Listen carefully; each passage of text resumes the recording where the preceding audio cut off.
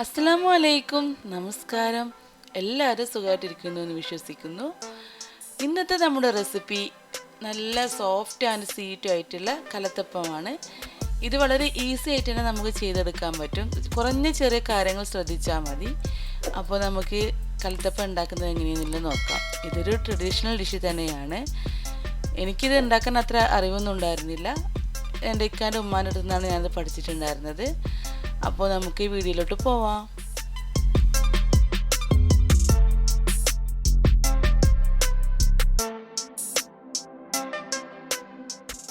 ആദ്യമായിട്ട് അതിന് വേണ്ടത് നമുക്ക് പച്ചരിയാണ്. ഞാനിവിടെ ഒരു കപ്പ് പച്ചരി ഒരു 3 മണിക്കൂർ വെള്ളത്തിൽ കുതിർത്ത് വെച്ചിട്ടുണ്ട്.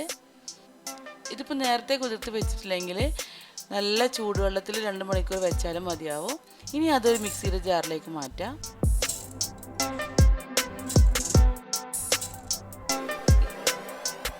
ഇനി അതിൻ്റെ കൂട്ടത്തിലേക്ക് നമ്മൾ ഇട്ട് കൊടുക്കേണ്ടത് 2 ടീസ്പൂൺ തേങ്ങയാണ്. അതുപോലെ തന്നെ 2 ടീസ്പൂൺ ചോറിൻ്റെയും തേങ്ങയുടെയും അളവൊന്നും കൂടരുത്. ഇനി ഒരു 1/4 കപ്പ് വെള്ളമാണ് ഒഴിച്ചിട്ടുള്ളത്. നമ്മൾ വെള്ളം കൂടാൻ പാടില്ല, അത് നല്ലോണം ശ്രദ്ധിക്കണം. ഇനി ഇതൊന്ന് അരക്കാൻ വെക്കാം. നമുക്ക് ആ ഒരു സമയത്ത് തന്നെ നമുക്ക് ആവശ്യത്തിനുള്ള ശർക്കര എടുക്കാം. ഇതൊരു ശർക്കര പാനി ഉണ്ടാക്കാൻ വേണ്ടിയിട്ട് ഞാനിപ്പോൾ ഇവിടെ 200 ഗ്രാമോളം ശർക്കര എടുത്തിട്ടുണ്ട്. ഇത് നല്ലോണം കുറച്ചൊരു വെള്ളം ഒഴിച്ചിട്ട് നമുക്കൊന്ന് തിളപ്പിക്കാൻ വെക്കാം.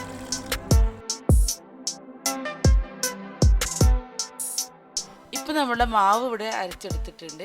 ഇനി ഇതൊരു പാത്രത്തിലേക്ക് മാറ്റാം. ഞാനിത് അരക്കാൻ വേണ്ടിയിട്ട് 1/4 കപ്പ് വെള്ളമാണ് ഒഴിച്ചിട്ടുണ്ടായിരുന്നത്. ഇപ്പോൾ നമ്മൾ ഓട്ടടക്കൊക്കെ ഉണ്ടാക്കുന്ന ഒരു പാകമാണ് കിട്ടിയിട്ടുള്ളത്. നമ്മളെപ്പോഴും ഒരു കാര്യം ശ്രദ്ധിക്കണം, നമ്മൾ ശർക്കര പാനി ചൂടോട് കൂടിയാണ് ഈ ഒരു മാവിലേക്ക് ഒഴിക്കേണ്ടത്. എന്നാലാണ് നമ്മൾ ആ ഒരു ചിത്രത്തിൽ കണ്ട പോലെ തന്നെ നമ്മുടെ കലത്തപ്പത്തിന് ഒരു ആരെടുത്ത പോലെ ആ ഒരു ഇതൊക്കെ വരുള്ളൂ. അതിന് വേണ്ടിയിട്ടാണ് നമ്മൾ അങ്ങനെ ചെയ്യുന്നത്. അതുപോലെ തന്നെ നല്ല സോഫ്റ്റ് ആവുള്ളൂ. അപ്പോൾ ശർക്കരപ്പാനി നമുക്ക് ഒഴിച്ചു കൊടുക്കാം. ഈ ഒഴിച്ചു കൊടുക്കുന്ന സമയത്ത് തന്നെ നമുക്ക് വേറെ ആരുടെയെങ്കിലും ഹെൽപ്പോട് കൂടി തന്നെ ഇതിങ്ങനെ മിക്സ് ആക്കിക്കൊണ്ടിരിക്കണം, അല്ലെങ്കിൽ ഇത് കട്ട കുത്തും.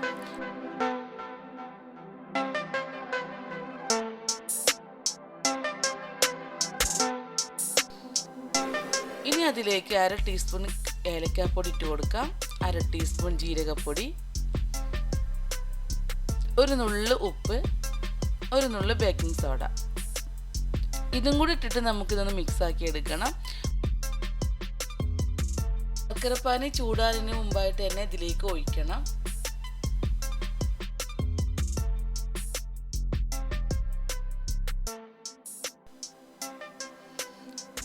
ഈ ഒരു സമയത്തിൽ നമ്മൾ ഇതുണ്ടാക്കാനുള്ള കുക്കർ ചൂടാക്കാൻ വെക്കണം. നല്ല ചൂടായിരിക്കണം കുക്കർ. ഇനി അതിലേക്ക് വെളിച്ചെണ്ണയാണ് ഞാൻ ഒഴിച്ചു കൊടുത്തിട്ടുള്ളത്. നിങ്ങൾക്ക് വേണമെങ്കിൽ നെയ്യും ഉപയോഗിക്കാം. ഇനി അതിലേക്ക് കട്ട് ചെയ്ത് വെച്ചിട്ടുള്ള തേങ്ങാക്കൊത്ത് ഇട്ടിട്ട് നമുക്കൊന്ന് വറുത്തെടുക്കണം. തേങ്ങാക്കൊത്ത് എത്രയോ ഇടുന്നത് അതിനനുസരിച്ച് അതിൻ്റെ ടേസ്റ്റ് നല്ലതായിരിക്കും.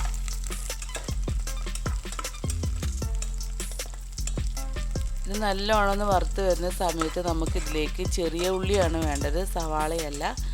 ചെറിയ ഉള്ളിയും ഇതുപോലെ ചെറുതാക്കി അരിഞ്ഞിട്ട് നമുക്കിതിലേക്ക് ഇട്ടിട്ട് ഫ്രൈ ചെയ്തെടുക്കണം.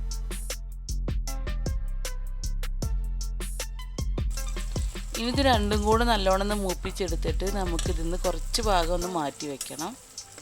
ഇനി ആവശ്യമെങ്കിൽ ഇതൊരു ഓപ്ഷണലാണ്, എനിക്ക് ഇഷ്ടമാണ്, അതുകൊണ്ടാണ് ഞാൻ ചെയ്തിട്ടുള്ളത്. നിങ്ങൾക്ക് വേണമെങ്കിൽ 1 ടീസ്പൂൺ നല്ല ജീരകം കൂടെ ഇതിലേക്ക് ഇട്ട് കൊടുക്കാം.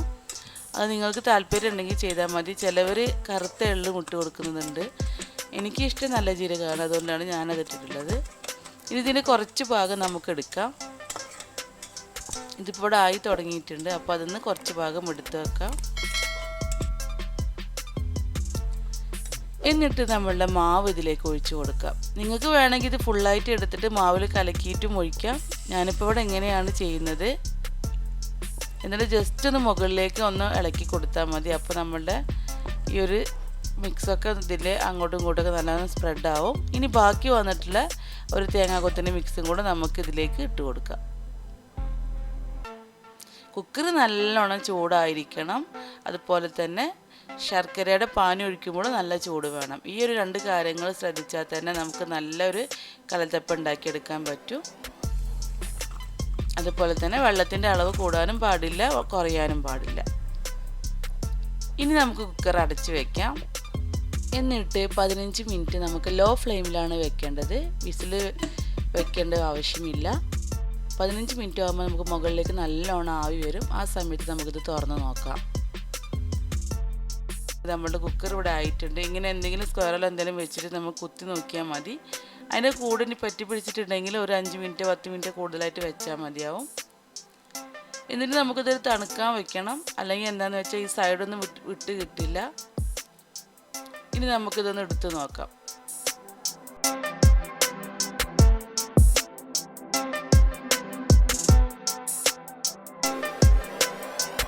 ഇപ്പോൾ കണ്ടോ, കൈകൊണ്ട് തന്നെ നമുക്ക് എടുക്കാൻ പറ്റും. നല്ല സോഫ്റ്റ് ആയിട്ടുള്ള കലത്തപ്പമാണിത്. അടിയിലൊന്നും പിടിച്ചിട്ടില്ല. ഞാൻ കുക്കർ ഒന്ന് കാണിക്കാം. ഇത് കണ്ടോ, ഇത്രയേ ഉള്ളൂ നമ്മളുടെ കലത്തപ്പം ഉണ്ടാക്കാൻ വേണ്ടിയിട്ട്. അളവുകൾ കറക്റ്റ് ആയിരിക്കണം, അത്രയേ ഉള്ളൂ. അതൊന്ന് ശ്രദ്ധിക്കേണ്ടത്. പിന്നെ കുക്കറും ചൂടായിരിക്കണം, ശർക്കരപ്പാനിയും ചൂടായിരിക്കണം. ആ ചൂടോട് കൂടി തന്നെ എടുത്തു കഴിഞ്ഞാലാണ് നമുക്ക് നല്ലൊരു കലത്തപ്പം കിട്ടുകയുള്ളൂ. ഇതൊന്ന് കട്ട് ചെയ്തിട്ട് കാണിക്കാം. നല്ല സോഫ്റ്റാണ് കേട്ടോ, നല്ല പഞ്ഞി പോലെ ഇരിക്കുന്നുണ്ട്. എൻ്റെ അടുത്തുണ്ടായിരുന്ന ശർക്കര കുറച്ച് കറുത്ത ശർക്കരയായിരുന്നു, അതോടാണ് കളർ ഇങ്ങനെ വന്നിട്ടുള്ളത്. അല്ലെങ്കിൽ നല്ല യെല്ലോയിഷ് ആണെങ്കിൽ നല്ലൊരു ഭംഗി ഉണ്ടാവും ഇത് കാണാൻ. പക്ഷെ നല്ല ടേസ്റ്റ് ആയിരുന്നു കേട്ടോ. കണ്ടോ, ഇതുപോലെ വരണം നമ്മളിത് ഉണ്ടാക്കുന്ന സമയത്ത്. അപ്പോഴാണ് നല്ലൊരു കലത്തപ്പാണ്. കണ്ടോ, നല്ല സോഫ്റ്റാണ്. അപ്പോൾ എല്ലാവരും ഈ ഒരു ഡിഷ് ട്രൈ ചെയ്ത് നോക്കുക.